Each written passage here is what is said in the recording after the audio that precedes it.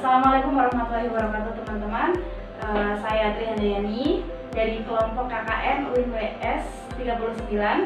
Nah, kali ini kita berbincang santai dengan Mas Faiz. Ya, Mas Faiz ini dari Ketua Justisia UIN Wali Songo.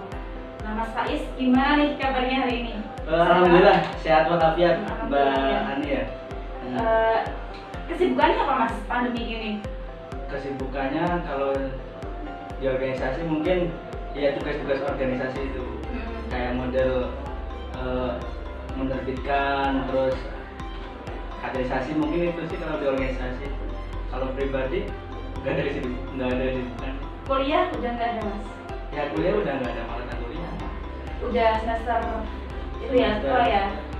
Maba mungkin. Iya, bisa. Jadi teman-teman, kita nanti akan berbincang santai aja ya Mas, Iya, dengan santai aja. tentang kesetaraan gender, perspektif agama dan kesehatan. Jadi itu Mas emang sekarang itu masih booming-boomingnya gitu lah Mas, tentang kesetaraan gender. Terus sekarang kan daring ya Mas, serba Iya, online serba gitu. online. Jadi kadang banyak ibu-ibu itu yang ngeluh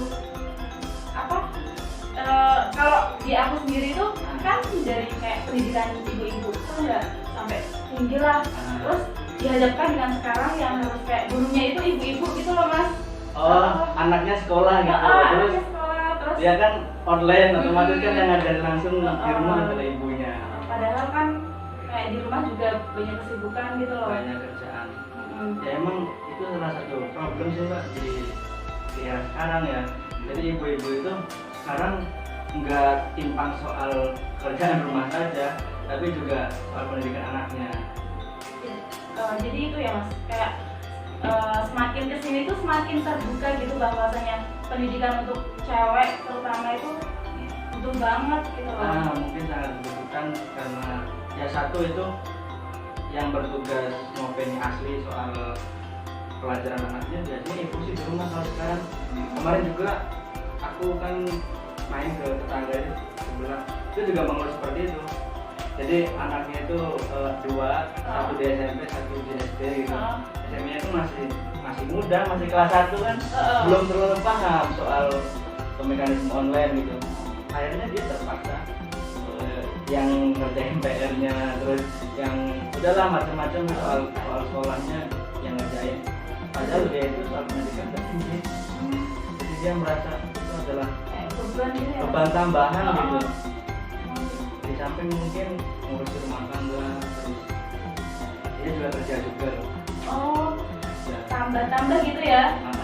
Terus dari mulai pagi itu jam 6 sampai sore, mungkin malam juga ya. Nah, Sibuk Mas banget. Faiz sendiri kan Gimana? notabene UIN ya, Universitas Iya, Islam. UIN. Ya sama sih. Nah, Beda ini Mas, fakultas. menurut Mas Faiz sendiri nih, Gimana? kayak kesetaraan gender dalam perspektif agama, menurut Mas Faiz itu gimana sih? Menurut dalam perspektif Islam ya, Oh, Islam itu sebenarnya sangat menjunjung tinggi kesetaraan gender itu. Ya, soalnya kayak model perempuan itu kan salah satu misi pertama Islam untuk mengangkat perempuan. Kalau kita tarik beberapa tahun ke depan, flashback ke belakang, flashback ke belakang berapa abad yang lalu, Nabi pergi ke Makkah diutus. Itu salah satu misinya adalah menghilangkan egoisme manusia. Di antaranya persoalan gender, di samping suku dan golongan ya. Jadi gender itu memang menjadi salah satu misi kenabian untuk menghilangkan ketimpangan yang terjadi pada waktu itu. pas suku jahiliyah itu ya Mas? Betul, pada waktu jahiliyah. Nah, jadi gini loh Mbak, kan pra-Islam, sebelum Islam itu kan budaya Arab itu sangat bisa dibilang buruk ya. Soalnya perempuan itu emang gak ada harganya. Gimana ya Mas? Ya, perempuan itu dianggap orang yang kurang akal misalnya, terus ketinggalan dan menjadi budak. Bahkan kalau ada keluarga, yaitu ayahnya itu hobi perang gitu, antar suku kan biasanya. Itu kalau punya anak perempuan dibunuh. Beban gitu ya Mas? beban keluarga. Mungkin karena dulu itu kayak yang perang ya laki-laki, kayak Iya. perempuan buat apa gitu ya. Kayak nggak berguna gitu. Sekarang dibunuh. Dan banyak lagi program-program seperti itu di masyarakat Arab Jahiliyah ya, pra-Islam sebelum datangnya. Nah, berbicara tentang flashback ke belakang nih Mas. Nah. Nah, kesetaraan gender itu selalu berdampingan dengan kebudayaan patriarki ya. Betul sekali. Nah, menurut Mas Faiz, kebudayaan patriarki. Patriarki. Budaya patriarki itu sebenarnya bukan produk dari agama ya. Kita kan sering mendengar patriarki itu adalah buatan dari agama atau jangan beragama, lebih jadi ateis. Karena agama itu satu kayak model macam kerusakan, teroris dan yang lain. Kedua adalah yang mengabadikan budaya patriarki. Itu sebenarnya salah karena patriarki itu sudah ada sebelum Islam itu datang. Zaman Romawi dulu. Zaman kalau teman-teman baca soal kerajaan Spartacus atau anaknya, itu perempuan itu emang nggak ada harganya. Dia kayak udah jadi budak, disuruh terus jadi pelayan itu dalam tanda kutip macam-macam. Pelayan jadi budak seksual terus macam-macam, itu nggak ada harganya. Dan itu merambah ke budaya Arab Jahiliyah. Nah, sampai sekarang. Sampai sekarang. Jadi diutusnya Nabi ke Makkah itu diantaranya menghapuskan budaya, ya kan? Karena laki-laki dan perempuan itu ya emang setara, emang diciptakan oleh Tuhan, emang disesuaikan. Itu budaya patriarki itu. Tapi anehnya gini kan, banyak orang yang beragama gitu, dengan menggunakan budaya patriarki diterapkan di agama mereka. Kayak model poligami mungkin kan. Mungkin kalau orang yang kayak aktivis feminisme terus orang yang konsen di soal perempuan, dia nggak akan setuju dengan konsep poligami karena manusia itu tidak mungkin mempunyai sifat adil gitu. Dan itu kayak kebudayaan patriarki sampai sekarang gitu nggak sih Mas? Kayak di aku kan Jawa ya Mas. Jawa. Terus sampai ya mengakar sampai sekarang gitu loh. Misalkan kamu cewek nggak usah ini, nggak usah keluar sini lah. Kalau sekarang sekarang mah kayak udah terbuka sedikit lah. Kalau dulu itu sampai gimana ya? Kayak dipinggit seumur hidup nggak sih? Emang karena itu sih ya, patriarki itu sudah mengakar kuat di budaya di masyarakat kita. Jadi kalau laki-laki itu orang yang paling unggul gitu, kalau laki-laki itu superior, perempuan itu inferior. Ya udah, perempuan itu nggak usah kuliah tinggi-tinggi gitu. Udahlah di rumah aja, nanti laki-laki kok yang nafkahin gitu kan. Istilah masyarakat kan gitu aslinya. Tapi aslinya Islam itu nggak seperti itu. Itu salah satu kebohongan yang besar, yang luar biasa, yang sekarang biasa salah kaprah gitu. Gimana ya Mas? Ya ada salah satu ayat di Al-Quran itu kehormatan seorang hamba itu di hadapan Tuhannya adalah tingkat kualitas takwanya. Jadi bukan dia laki-laki, bukan dia perempuan. Kualitas takwanya di depan Tuhan itu berapa? Inna akramakum indallahi atqakum. Di depan Tuhannya yang dianggap itu ada tingkat ketakwaan. Bukan masalah itu ya kayak gendernya gitu ya? Enggak ada itu. Jadi kalau istilah laki-laki lebih utama dari perempuan ya enggak juga. Berbicara dengan gendernya Mas, dalam agama Islam sendiri itu pembatasan gender dalam sholat itu gimana Mas? Apa kayak dalam sholat maksudnya kan kayak imam sholat itu pasti laki-laki gitu. Oh iya. Iya sih. Bahkan itu menjadi jokes bagi anak muda. Gimana itu? Saya cari, biasanya perempuan belum nemu imamnya gitu. Oh iya. Kan itu kan budaya kayak patriarki tapi dibuat jokes sendiri oleh perempuan. Cari imamku apa dan yang lain-lain lah. Kayak sekarang kan wanita tuh harus makmum Iya, terus gitu loh. Harus ikut terus kan. Tapi apa cewek itu enggak istilahnya enggak itu Mas. Jadi imam itu enggak boleh gitu Mas. Imam sholat maksudnya. Imam sholat. Itu sebenarnya pendapat yang kontroversial ya dalam banyak orang yang kita saksikan sekarang kan yang menjadi imam adalah laki-laki. Semua mazhab pun dia bilang imam itu laki-laki, sebenarnya nggak boleh perempuan. Tapi ada kayak model satu keterangan itu pendapat seorang ulama dan juga pemikir juga, dia Ibnu Arabi namanya. Dia mengatakan perempuan boleh menjadi imam secara mutlak. Secara mutlak itu tanpa alasan. Kan ada yang tanpa alasan, ada yang dengan alasan. Yang dengan alasan itu perempuan boleh menjadi imam asalkan makmumnya itu laki-laki juga boleh, tapi masih kecil. Masih kecil gitu. Berarti belum balik gitu ya Mas? Belum balik. Iya. Boleh katanya. Jadi kayak model di Amerika dulu, kalau pernah dengar Aminah Wadud. Enggak. Aminah Wadud. Iya, Aminah Wadud itu salah satu ulama perempuan lah kalau sekarang itu. Tapi pemikirannya kontemporer. Dia sekarang ngajar di UIN Suka Yogyakarta. Dia pernah menjadi imam di Amerika di salah satu jamaahnya itu laki-laki semuanya. Tapi setelah itu ya nggak adem ayem. Banyak yang menentang, banyak yang menentang gitu soal pendapatnya seperti itu. Selain tokoh itu tadi, misalkan di zaman dulu nih Mas, ada nggak sih tokoh perempuan yang kayak menentang kesetaraan gender gitu? Banyak sih.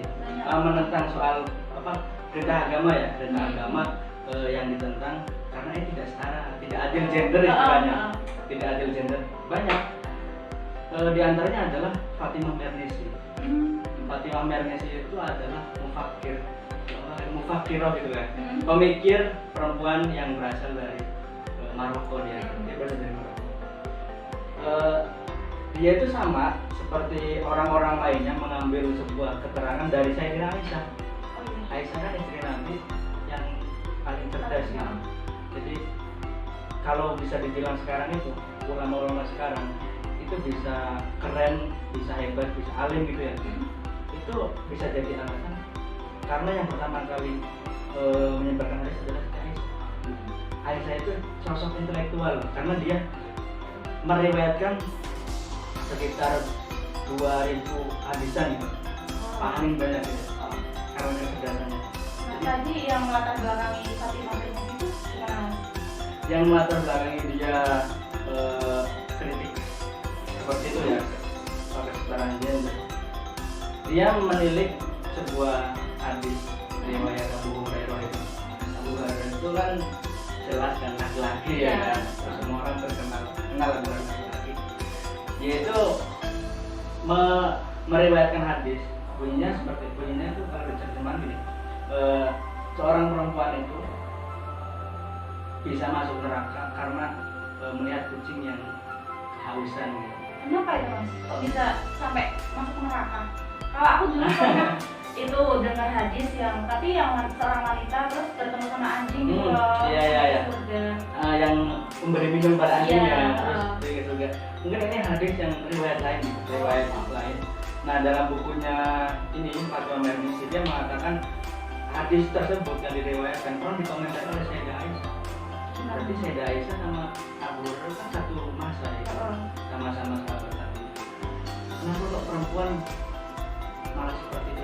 Intinya kan, kenapa kok Tuhan itu jahat sekali sama perempuan? Iya. Kok hanya gara-gara seorang seekor kucing yang kehausan bisa dimasukkan ke neraka? Kan itu hanya penyebab kecil tapi berakibat fatal gitu kan. Dia mengkritik seperti itu. Nah, menurut pandangan Fatimah Mernissi ini kan tidak menerima hadis secara cuma-cuma. Artinya itu dia menganalisis lebih dalam ada apa kok ada hadis seperti ini. Nah, melihat secara sosialnya pada waktu itu ternyata Abu Hurairah itu dianggap ya itu mempunyai rasa dendam terhadap perempuan. Jadi periwayatan hadis seperti itu bisa jadi karena Aisyah itu selanjutnya mengatakan hati-hati kamu kalau meriwayatkan hadis gitu. Itu dua sahabat yang istilahnya itu menjadi kiblat hadis yang paling banyak meriwayatkan hadis.